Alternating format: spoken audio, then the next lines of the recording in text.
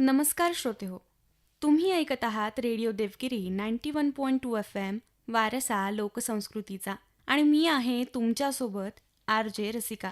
मित्रांनो, कलादर्शन या सेगमेंटमध्ये तुमचं सर्वांचं मनपूर्वक स्वागत आहे. कला ही केवळ मनोरंजनाची गोष्ट नसून ती व्यक्तिमत्व घडवणारी एक सुंदर साधना आहे. आज आपल्या स्टुडिओमध्ये अशाच एका गुणी व्यक्तिमत्वाची उपस्थिती लाभली आहे. संगीताची साधना, विद्यार्थ्यांमध्ये संस्कारांची जपवणूक आणि शिक्षण क्षेत्रात उल्लेखनीय कार्य करणाऱ्या Pragya Deshpande madam. MA music, MA Marathi, B.Ed first division तसेच गंधर्व महाविद्यालयाची संगीत विशारद पदवी प्राप्त आहे.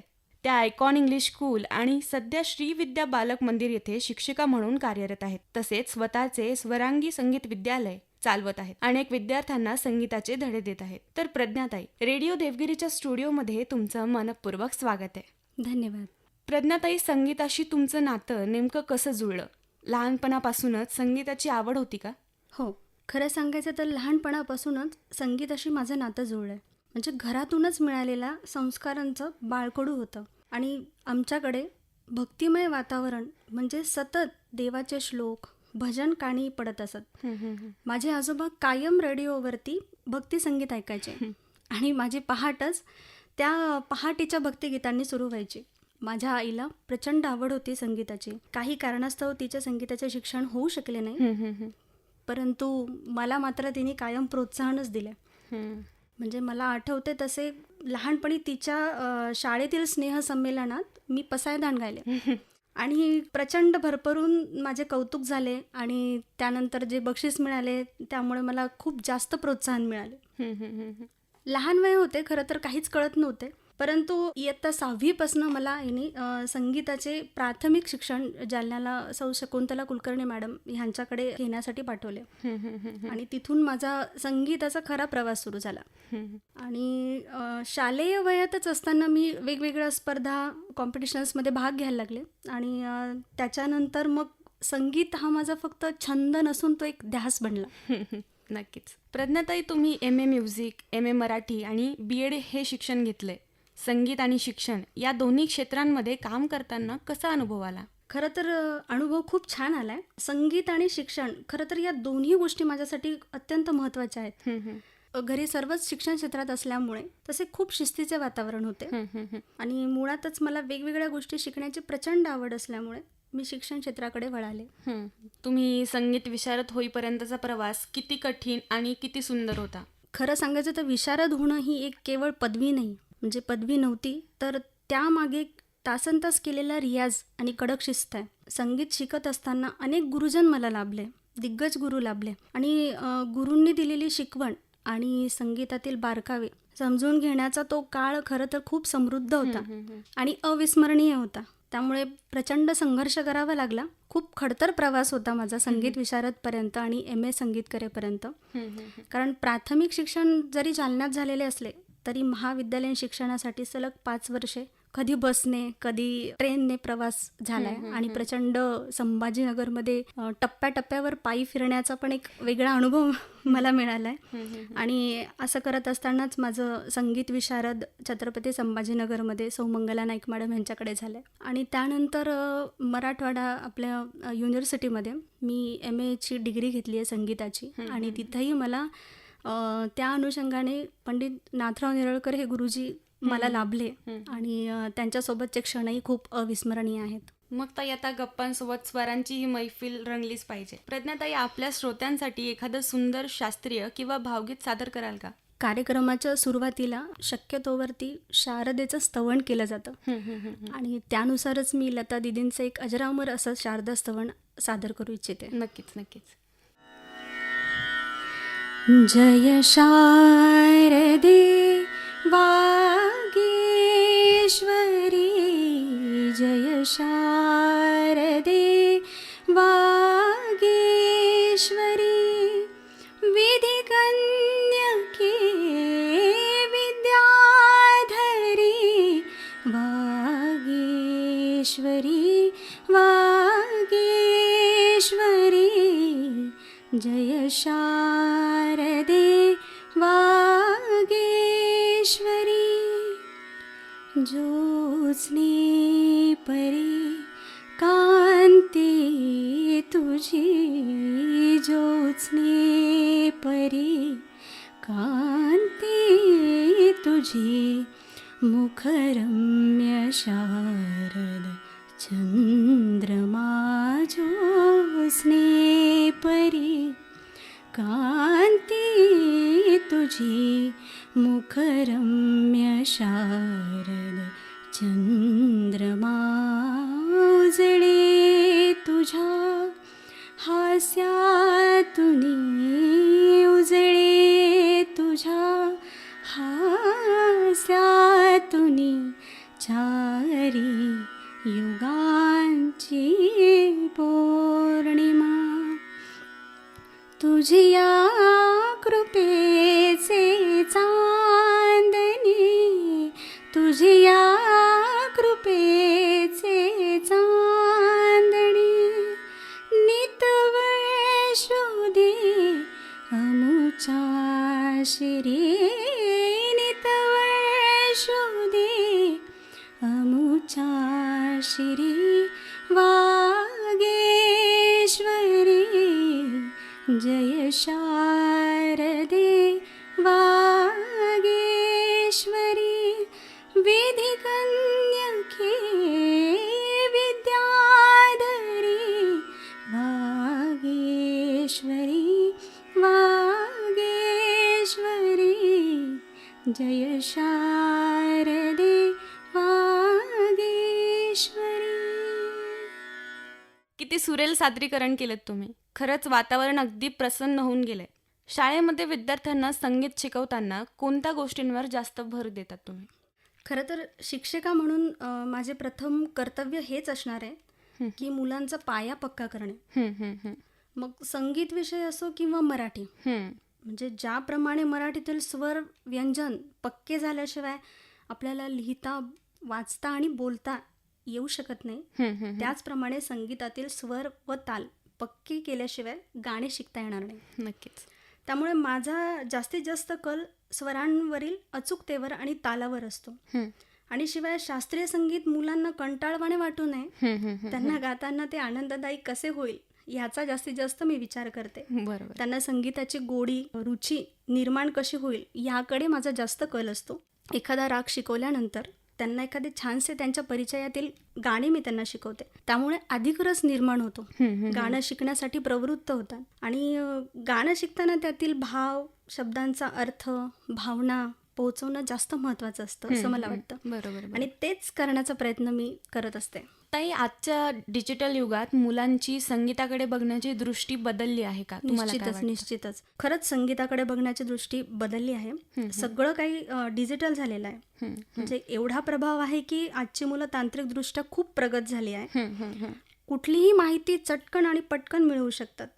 परंतु म्हणतात ना, जसं काही गोष्टी चांगल्या घडतात तशा काही गोष्टींचे दुष्परिणामही भोगावे लागतात. हं, हं. बरोबर. तसं आजच्या या युगातल्या आपल्याच मुलांना असे काही दुष्परिणाम भोगावे लागत आहे. हं, हं. म्हणजे पाश्चात्य संगीताकडे जरी कल असला तरी भारतीय शास्त्रीय संगीताची खोली आणि महत्त्व त्यांना समजावून सांगणं फार महत्त्वाचं झालं आहे असं मला कुठेतरी वाटतं. हं, हं, हं. कारण आता तर AI तंत्रज्ञानामुळे अधिक सगळं सोपं होऊन बसलं आहे. हं, हं, हं. पण हे सगळं होत असताना मुलांना सोशल मीडियावरती पण व्यासपीठ सहज उपलब्ध होत आहे. हो, हो. अनेक संधी मुलांना प्राप्त होत आहे. परंतु सगळ्या गोष्टींमुळे रियाजाचं महत्त्व कमी होऊ नये एवढीच अपेक्षा मला करावीशी वाटते किंवा ठेवावीशी वाटते. हं. ताई, तुम्ही शिकवत असताना ललित कला स्पर्धेमध्ये सलग 2 वर्षे समूह गायनात प्रथम क्रमांक मिळाला तुमच्या विद्यार्थ्यांना. तर त्या अनुभवाबद्दल तुम्ही काय सांगाल? अनुभव खूप छान होता. ललित कला स्पर्धेसाठी केलेली तयारी, हं, हं. त्याबद्दलची मेहनत, थोडासा ताण आणि शेवटी मिळालेला तो आनंद खरंच अविस्मरणीय आहे माझ्यासाठी. खरं तर हे एक टीमवर्क आहे. हं, हं. बरोबर. समूह गायनामध्ये स्वतःचा आवाज इतरांच्या आवाजात मिसळून एक जीव करणं ही खरंच खूप मोठी कला आहे. हं, हं, हं. आणि माझ्या विद्यार्थ्यांनी त्यावर प्रचंड मेहनत घेऊन हे यश संपादन केलं होतं. हं, हं. सलग 2 वर्ष बक्षीस मिळणं हे चिकाटीचं आणि सामूहिक प्रयत्नांचं फळ आहे असंच मला वाटतं. आणि यामध्ये खरं तर माझ्या शाळेच्या माननीय मुख्याध्यापिका अष्टपुत्र मॅडम आणि माझ्या सहकारी शिक्षिका मैत्रिणींची मिळालेली साथ ही खूप मोलाची ठरते. त्यांच्या पाठिंब्यामुळे आणि विश्वासामुळेच हे यश प्राप्त झालंय. ताई, तुम्हाला बेस्ट टीचर अवॉर्ड मिळालाय, तो क्षण कसा होता आणि नेमकी तुम्हाला त्यावेळेस कसं वाटलं? बेस्ट टीचर म्हणण्यापेक्षा एक उत्कृष्ट शिक्षिका म्हणून मी त्याला संबोधेन. कारण की खूप आनंद झाला. खरं तर आपण एखादं काम मनापासून करतो, मेहनत घेतो आणि त्याचं मिळालेलं हे बक्षीस किंवा पावती आपण असं समजूया. आणि हीच पावती आपल्याला अजून छान काम करण्याची प्रेरणा देते. बरोबर. अगदी तसंच काहीसं मलाही वाटलं. मला मिळालेला हा जो सन्मान होता, जो माझ्या शाळेने मला दिला आहे, त्यांच्याबद्दल तर मी ऋणीच आहे. त्यांनी माझ्यावर एवढा विश्वास ठेवला आणि त्यांच्या विश्वासासाठी मी सार्थ ठरल्याचं समाधान मला निश्चितच आहे. ताई, तुम्ही स्वतःचं स्वरांगी संगीत विद्यालय सुरू केलंय, तर त्यामागची नेमकी प्रेरणा काय होती? खरं तर स्वतःचं असं काहीतरी करावं आणि ते लोकांपर्यंत आपलं जे ज्ञान आहे ते पोहोचवावं, ही त्यामागची भावना होती. म्हणजे ते ज्ञान जवळ ठेवून त्याचा उपयोग होत नाही. बरोबर. म्हणजे जोपर्यंत आपण समोरच्याला एक देवाणघेवाण प्रवृत्ती असते, जोपर्यंत आपण ज्ञान वाटत नाही तोपर्यंत त्या ज्ञानामध्ये अजून वाढ होत नाही आणि आपण समृद्ध होत नाही. बरोबर. आणि आपल्या ज्ञानाची आणखी जास्त वाढ व्हावी आणि आपले संगीत लोकांपर्यंत पोहोचावे, नवीन पिढीला आपल्या शास्त्रीय संगीताची माहिती मिळावी, हा माझा उद्देश. आणि केवळ गायक नाही तर उत्तम कानसेन म्हणजे रसिक जे आहेत श्रोते, नक्कीच. ते घडवण्याचा एक प्रयत्न आणि तो एक ध्येय मला होता. नक्कीच. ताई, एखादा विद्यार्थी जेव्हा चांगलं गाऊ लागतो किंवा स्टेजवर चमकतो, तेव्हा एक शिक्षिका म्हणून काय भावना असतात? खूप छान भावना असतात. खरं तर खूप कौतुक वाटतं की आपण काहीतरी विद्यार्थ्यांना सांगतो आणि ते लगेच आत्मसात करण्याचा प्रयत्न करतात. त्यावेळी त्यांचं प्रचंड कौतुकही वाटतं आणि अभिमानही वाटतो. प्रज्ञाताईंच्या गप्पांमधून संगीताची ओढ तर जाणवतेच आहे. चला तर मग आता पुन्हा एकदा त्यांचा सुरेल आवाज ऐकूया. ताई, एखादं गाणं? यावेळी मी एक भावगीत सादर करण्याचा प्रयत्न करते, जे आशाताईंनी गायलेलं आहे आणि अतिशय प्रचलित आहे. केव्हा तरी पहाटे, केव्हा तरी पहाटे, उलटून रात्र गेले, मिटले चुकून डोळे, मिटले चुकून डोळे, हरवून रात्र गेले, मिटले मिटले मिटले चुकून डोळे. सांगू तरी कसे मी वय कोवळे उन्हाचे, वय कोवळे उन्हाचे, सांगू तरी कसे मी वय कोवळे उन्हाचे, वय कोवळे उन्हाचे, उसवून श्वास माझा, उसवून श्वास माझा, फसवून रात्र गेले, उसवून श्वास माझा. कळले मला न केव्हा, सुटले मिठी जराशी, कळले मला न केव्हा, सुटले मिठी जराशी, कळले मला न केव्हा, कळले मला न केव्हा, निसटून रात्र गेले,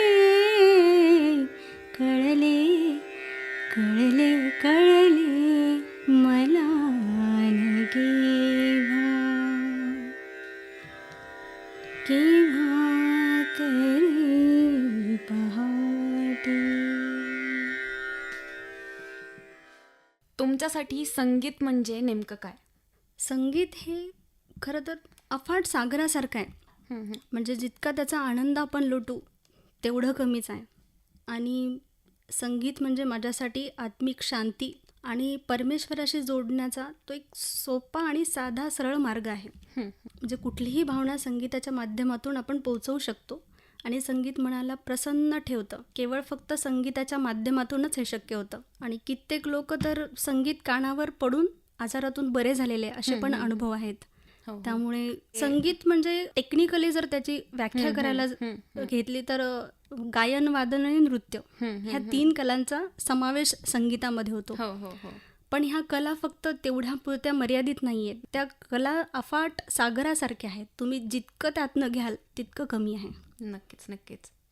ताई, गाणं शिकणाऱ्या विद्यार्थ्यांसाठी नियमित रियाज किती महत्त्वाचा आहे? खूप महत्त्वाचं आहे. कारण आपण जेवढा श्वास घेतो तेवढंच मी म्हणेल की रियाजही तेवढाच महत्त्वाचा आहे. नक्की. गाणं शिकणं खरं तर हे सोपं नाही आहे. त्यामागे अथक परिश्रम, संयम आणि मेहनत असते. हो, हो. आणि म्हणजे रियाज करणे केवळ फक्त गळा घासणे वगैरे असं नाही आहे. तर स्वरांशी संवाद साधला जातो रियाजातून. हो, हो. आणि जेव्हा आपण स्वरांशी संवाद साधायला लागतो, स्वर जेव्हा गळ्यात येतात तेव्हाच खऱ्या अर्थाने गाण्यामध्ये परिपक्वता येते. नक्कीच, नक्कीच. ताई, तुमचे आवडते गायक किंवा गायिका किंवा मग प्रेरणास्थान कोण आहेत? मला खरं तर सांगायचं झालं तर मला सर्व प्रकारची गाणी खूप आवडतात. आणि मी सर्वच प्रकारची गाणी ऐकण्याची सवय आहे मला. त्यामुळे असं एक नाव घेणं माझ्यासाठी फार कठीण आहे की कोण गायक आणि गायिका आवडते. म्हणजे अगदी जुन्या काळापासून ते आत्तापर्यंत म्हणजे अरिजित सिंग पर्यंत सर्वांचेच आवाज मला खूप माझ्या मनाला भावतात. आणि तसं पाहिलं तर शंकर महादेवन हे माझे प्रचंड आवडते गायक आहेत.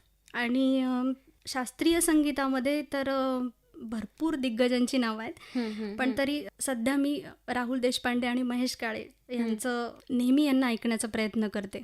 आणि प्रेरणास्थान म्हटलं तर लता दीदी, पंडित भीमसेन जोशी आणि माझे गुरुजी पंडित नाथराव नेरळकर आणि सर्वच गुरुजन वर्ग जे मला आत्तापर्यंत लाभलेत. त्यांच्या गाण्यातील साधेपणा आणि मोठेपणा हीच माझी प्रेरणा आहे. ताई, ज्या पालकांना आपल्या मुलांना संगीत शिकवायचं आहे त्यांना तुम्ही काय सांगाल?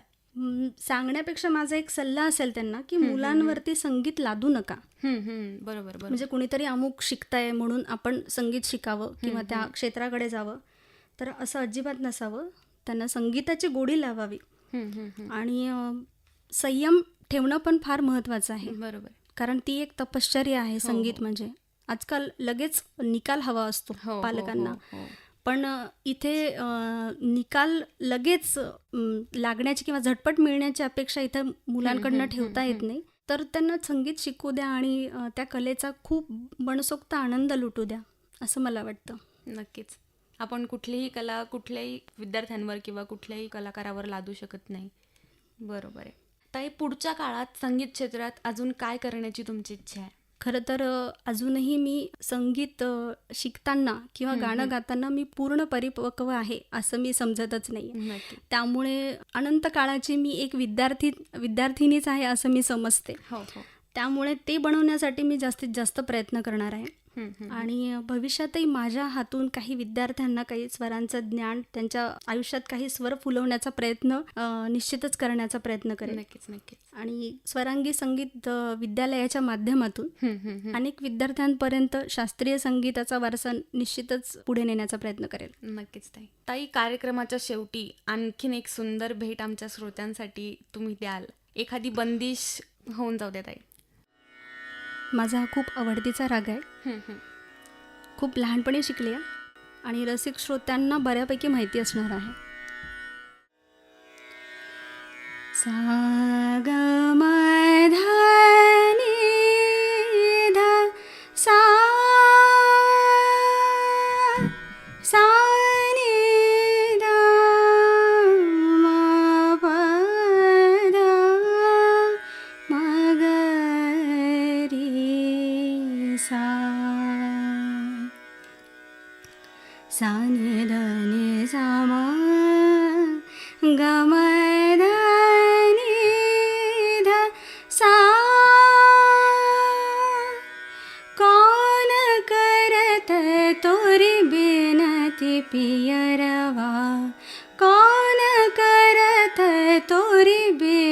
बिनती पियरवा मानो ना मानो हमारी बात मानो ना मानो हमारी बात कौन करत तोरी बिनती पियरवा कौन करत तोरी बिनती पियरवा जब से गई मोरी सुदहुन लीनी जब से गई मोरी सुदहुन लीनी चाहे सौतन के घर जात चाहे सौतन के घर जात कौन करत तोरी बिनती पियरवा कौन करत तोरी कौन करत तोरी कौन करत तोरी बिनती पियरवा. खूप खूप धन्यवाद ताई, तुम्ही आज आमच्या स्टुडिओमध्ये आलात त्याच्याबद्दल. धन्यवाद. खरंच आजची ही स्वर मैफिल मनाला खूप आनंद देऊन गेली. संगीताची साधना, विद्यार्थ्यांप्रती असलेली निष्ठा आणि शिक्षक म्हणून मिळालेलं यश या सगळ्यांमुळे प्रज्ञा देशपांडे यांचा प्रवास अनेकांसाठी प्रेरणादायी आहे. प्रज्ञाताई, कलादर्शनमध्ये येऊन इतक्या सुंदर गप्पा आणि सुरेल गाणी दिल्याबद्दल तुमचे मनःपूर्वक आभार. आणि श्रोते हो, आजचा हा विशेष भाग तुम्हाला कसा वाटला हे आम्हाला नक्की कळवा. आणि ऐकत रहा रेडिओ देवगिरी 91.2 FM वारसा लोकसंस्कृतीचा.